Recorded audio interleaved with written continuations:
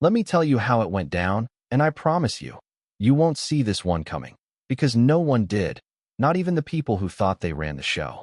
So there I was, mopping floors in the Wardstone Tower, midnight. Nobody in the lobby except those glassy-eyed execs counting down the minutes till their Teslas rolled up to the curb. Then suddenly, bang, a security guard yells out, "Get away from her. That girl might bite." The kind of shout that bounces off all that cold marble, turns everyone's head. But you could already feel the tension before he said a word. So I pause, mop in the air, and spot this little blonde girl, must have been 6 or 7, curled up on the floor like she's trying to disappear, arms wrapped tight around her knees, her eyes flickering, wild, desperate.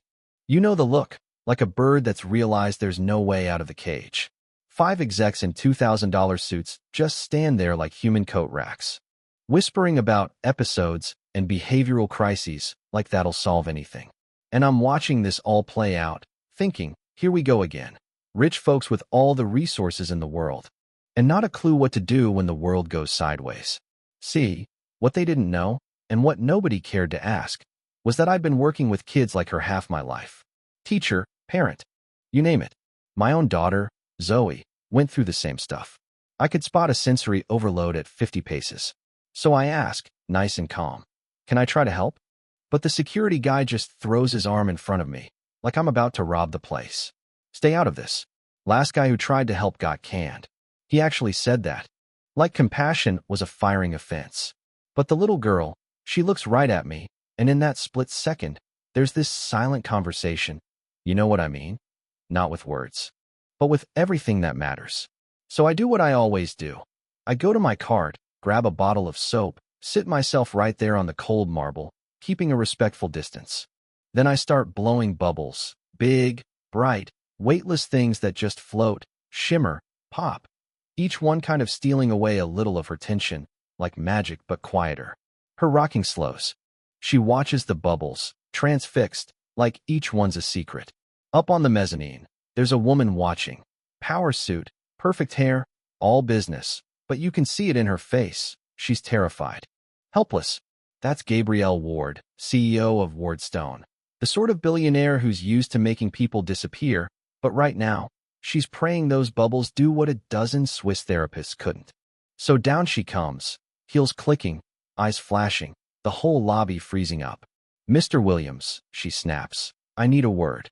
I know that tone. It means, congratulations, you're about to be unemployed. But when I look up, what I see isn't anger.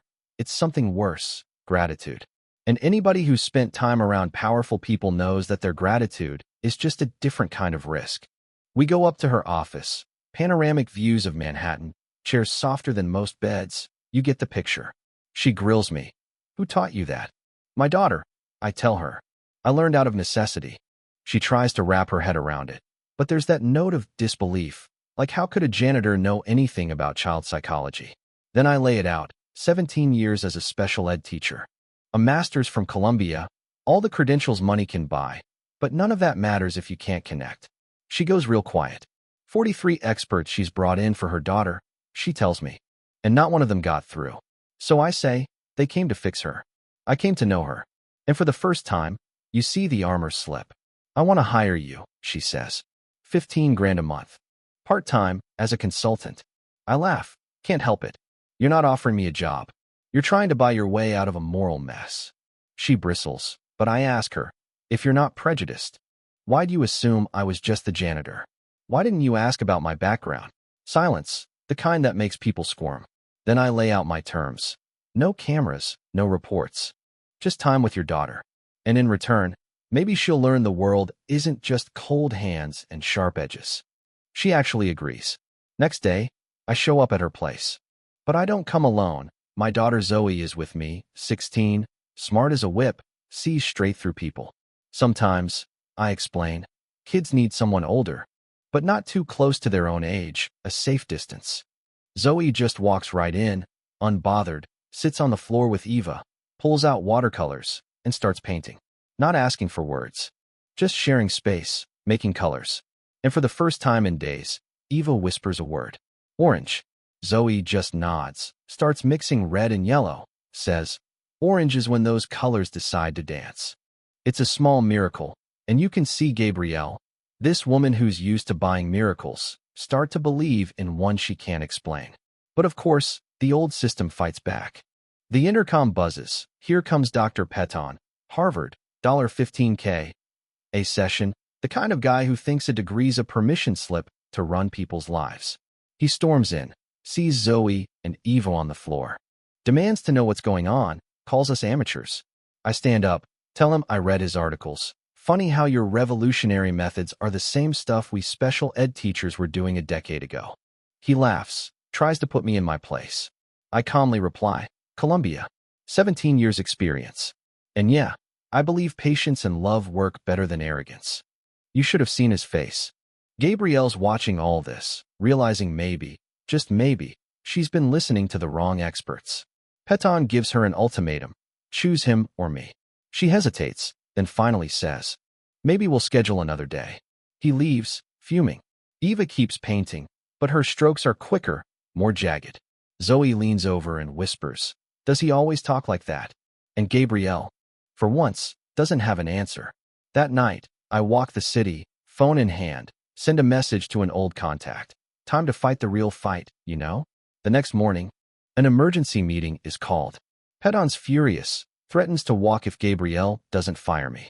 Sitting at the board table, I walk in, not as the janitor, but in a simple suit, carrying a briefcase full of evidence.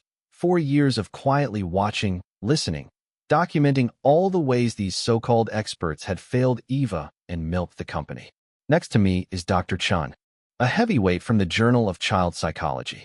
I lay out the facts, duplicate reports, copied progress notes, transcripts of conversations where they talk about prolonging treatment to keep the checks coming.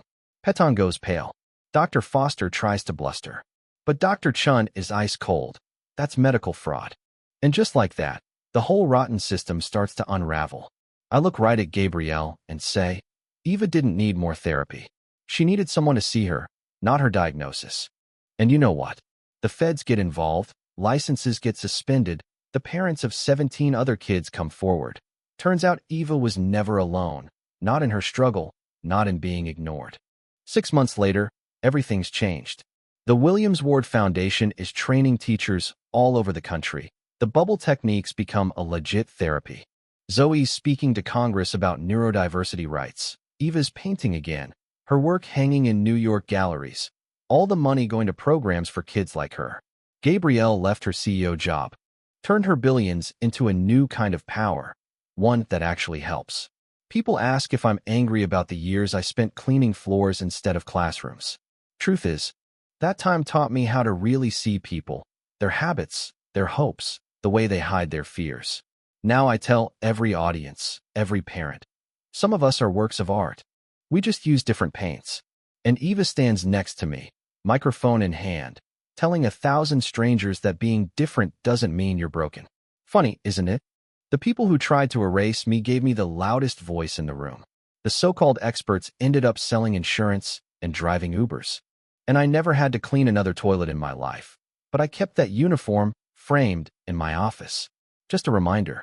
So if this story hits you in the gut, if it makes you question who you trust with your kid, or makes you see the invisible people in the hallway a little differently, hit subscribe, leave a comment.